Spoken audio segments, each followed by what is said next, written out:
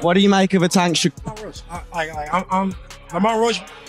We've been cool since we was in the amateurs. So Lamont, I always knew Lamont was, he wasn't coming to lay down. I've been knowing Lamont since we was kids, so we came up in amateurs together. So I knew Lamont was serious. He was coming in there to fight. Obviously, just to secure the win is doing just enough to get a draw. So I have to push harder. I have to train harder. I have to be more mean. I have to be more physical. Devin Haney paid a visit to Lamont Roach's training camp ahead of Roach's highly anticipated rematch with Gervonta Davis. Haney, who has previously sparred with Roach, expressed his support and respect for him. Their long-standing familiarity and friendship were evident as Haney showed genuine encouragement. His visit symbolizes mutual respect as Roach prepares for one of the most critical fights of his career. Unfinished business. What do you make of the Tank versus Roach fight? Do you think it's a fight that Tank should have at this point of his career? No comment. What do you make of a Tank? Lamont Roach. I'm Lamont Roach. We've been cool since we was in the amateurs. So I'm happy that he got the opportunity. And Devin Haney watched Lamont Roach's performance against Gervonta Davis with firm confidence. Having shared the amateur circuit and training experiences with Roach, Haney knew his capabilities inside and out when Roach landed a powerful shot that sent Davis to a knee in the 9th round. Haney was convinced it was a legitimate knockdown. However, referee Steve Willis chose not to score it, as such allowing Davis to continue and eventually escape with a majority draw. Haney later expressed his frustration to *Ring Magazine, stating, "I thought he won the fight." And finally, I wanted to get your thoughts on the Gervonta Tank Davis situation. What was your assessment on his fight against Lamont Roach, and what are your thoughts on the knockdown that wasn't called in round 9? Yeah, I thought it was a good fight overall. Lamont, I always knew Lamont was, he wasn't coming to lay down. I've been knowing Lamont since we was kids, so we came up in amateurs together. So I knew Lamont was serious. He was coming in there to fight, but he did a lot better than I thought he would, and I thought he won the fight personally. Yeah, the no knockdown, that was like unheard of. It was the first time I've ever seen it with my own 2 eyes, and yeah. Yeah, you were you've made some comments. I wanted to see the backflip, and I'm surprised Tank didn't say nothing back to you about that. Hey, I was just speaking my opinion on it. Behind the scenes, Haney and Davis have shared intense sparring sessions, footage of which surfaced after Floyd Mayweather Jr. released clips from their training. The widely circulated video clearly shows Davis landing clean shots on Haney's sparking discussions across the boxing community. Did you ever see him spar any of them? Yeah. What happened? Who he sparred? Y'all know what happened, man. I don't know. He sparred Devin. It's packed, it's hot. They get in there. Tank hit that nigga. He hit him, boom. Then he hit him again, and he went out. I jumped in the ring. Because at the time, Devin is 17. He calmed down, and they got back to working, Tank got a little bit more fatigue. And once they kept going, Devin got the best of them. Oh, okay. But in a real fight time with 8-ounce gloves on, bye. With characteristic candor, Haney addressed the boxing world, saying, "Everyone has their own stories about my sparring." He acknowledged that fighters often tailor their sparring narratives to fit their personal image, while Haney might highlight his defensive brilliance. Davis may emphasize his punching power, each shaping the story to their advantage. it was so long ago that it doesn't even matter now because, we're grown men and we could, settle it in the ring. All right, yeah. It's where it really counts because, it's so many stories, so many different point of views. But I told my story, and now I'd rather just get it in under the lights. I love that. Our first fight, me and Ryan's first fight, we was I want to say 10 years old. So we've been fighting since we was young kids. Did you ever build a friendship, or was it just always nah. The bond between Haney and Roach goes beyond the ring when Haney took a public stand against performance-enhancing drugs and called out Ryan Garcia as a cheater. Roach backed him without hesitation. Ryan is a cheater. Roach echoed aligning himself with Haney's stance. Their unity goes beyond competition. It reflects shared values and integrity. It's a powerful message to elite fighters standing together to defend fairness and credibility in boxing. Oh, I'm not too into the political side of whatever they got going on. I think Ryan's a cheater. I speak out against that. That's dirty. I don't care about nothing else that's dirty in our sport. Our lives are at stake. Whatever actions he's taking up against him outside the ring, I don't got nothing to deal with. I don't got nothing to think about. Talk about his stance. That's his decision. Whatever. Recent footage from Roach's training camp in Brooklyn showcases a fighter in peak condition. His tight footwork, crisp defense, and sharp jabs are all on display. Each sparring round is treated like a defining moment in his career. There's no space for complacency. Instead, Roach's camp is built on relentless discipline and focus. Every movement is crafted to avenge the controversial draw and prove that he belongs at the sport's elite level. Yes, sir. Come on, quick. Drop those hips. Nice. Come on. Give me that explosion. Rip. Good. There it is. There it is. Come on. 10 seconds. Breathe. Come on. Come on. Time. Yes, sir. Roach has embraced a highly focused and technical approach this camp. He's not just throwing more punches, working on precise placement, timing, and intensity. The criticism that he lacked finishing power seems to have ignited a new fire in him. Now, every session is aimed at making his punches count. Roach is training harder and smarter, clearly intent on silencing the doubters and closing the deal in the rematch. I have to come with it all. I have to do more.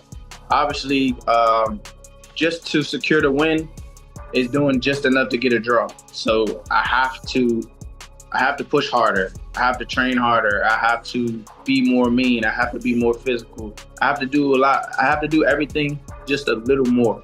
And I think that will definitely put me over the hump. And I'm more than motivated to get back in there, get back in the camp, and work hard so I can secure a victory over a pound-for-pound fighter, in which I believe that I am myself. Roach's pedigree is rooted in a decorated amateur background that includes national titles and intense matchups. At just 16, he stepped into the ring with Gervonta Davis, gaining early exposure to elite-level boxing that experience taught him. Poise and respect for the sport since turning pro. Roach has translated that foundation into a style built on discipline, ring, IQ, and mental toughness. With each fight, it becomes more evident that his amateur years didn't just teach him skills, they instilled belief that he belongs at the very top. So, Roach is a hell of a contender, man. Roach had a very impressive amateur record, man, boasting 125 wins and 15 losses. 2 of those losses coming by Tank, man. Also, when him and Tank fought, Roach was 15 and Tank was 16 at the time. 3 years later, 2013, Roach actually won his National Golden Glove Championship. And he was also USA Boxing Youth National Champ as well. Hey, yo, we gonna be checking for any suspicious opponents on Lamont Roach record. He's 25-1 with 10 big wins coming by the way of knockout, my people. He's in the super featherweight division. He's ranked number 14 in the world and number 3 in the USA, my people. He has a WBA title right now in the super featherweight division. He's fighting Gervonta Davis in December, but you know we gotta check how he even got there and how he started his career. His pro debut, he went against Victor. He was 1-3. That's fine. It's your pro debut. First fight as a professional. You feel me? I ain't gonna get at you. Next person was 1-6. Alright, I mean, we ain't do better, but it's your second fight.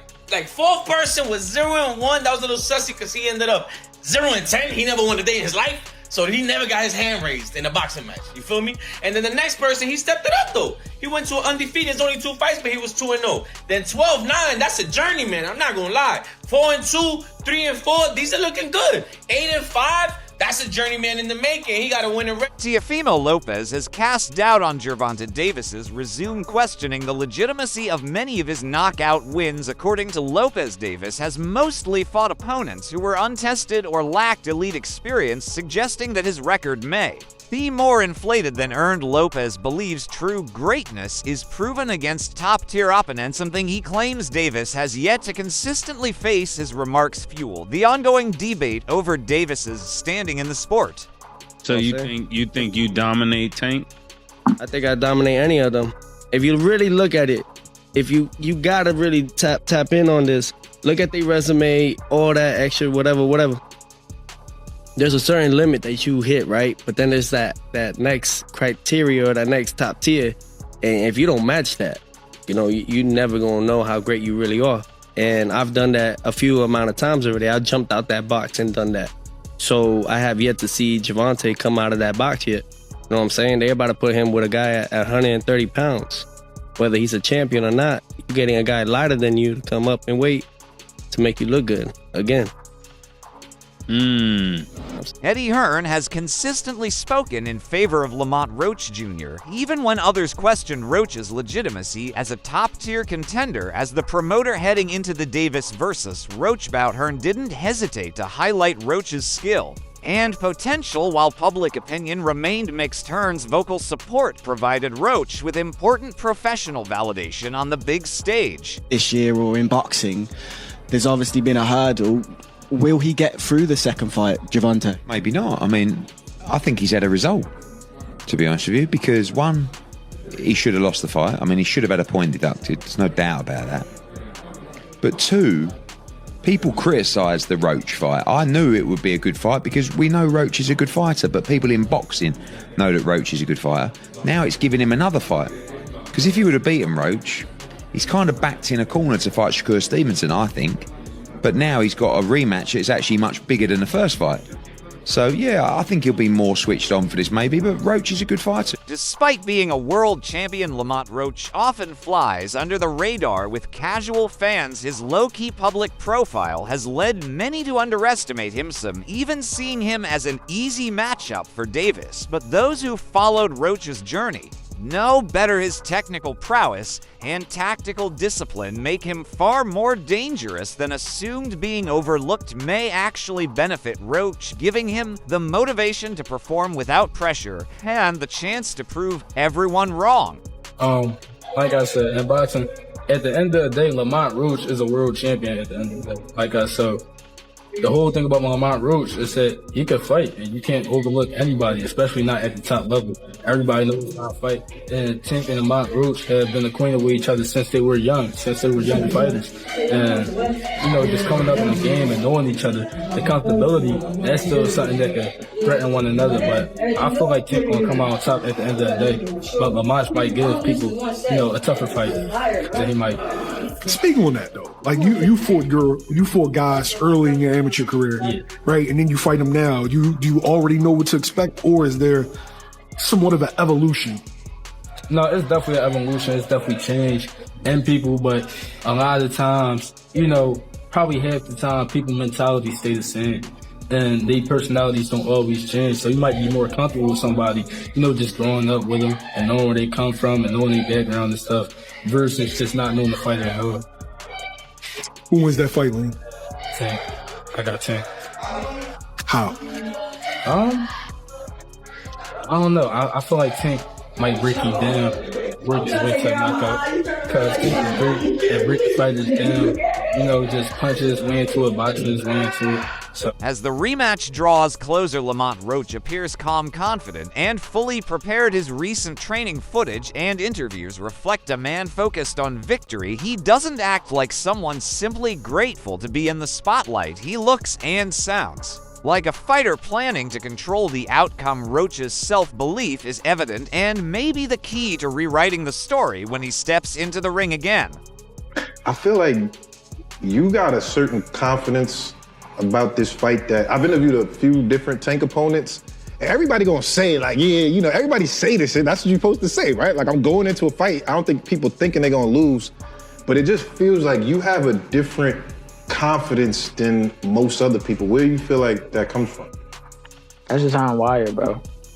I ain't never backed down from nothing. I damn sure ain't never wanted to come second to anything. So why would it change? Roach's father and head trainer has acknowledged the tremendous work his son has put into this training camp. He's witnessed Lamont's growth, discipline, and focus firsthand. While praising his son, he's also taken note of Gervonta Davis's current mental status, raising concerns that Davis might not be psychologically prepared for the rematch. This isn't coming from rivalry, but from observation. The elder Roach's perspective adds yet another layer to the build-up surrounding the fight. Like I expected, but I knew my son was game. Training camp, he was so focused and locked in. I knew that we was gonna put on a great performance, and it was kind of like stolen away from him a little bit with the decision. But the world got to see how good he is, so that's the blessings that come out of this. So he really stamped himself in the boxing world more so with this performance. So like I say, that's why it's bittersweet. Is it we get it. We talked to the team, you know, he fresh off this fight just like everyone else, you know what I'm saying? He might be talking off some whispers or things like that, but I don't know his plans. I don't know his management team and stuff like that. But I know the fans want the rematch, and he should get the fans what they want. Do you think we could see a rematch take place back in Washington now? That'd be great. Why not? They just broke the Barclay gate, so I think it'll sell out fast back home.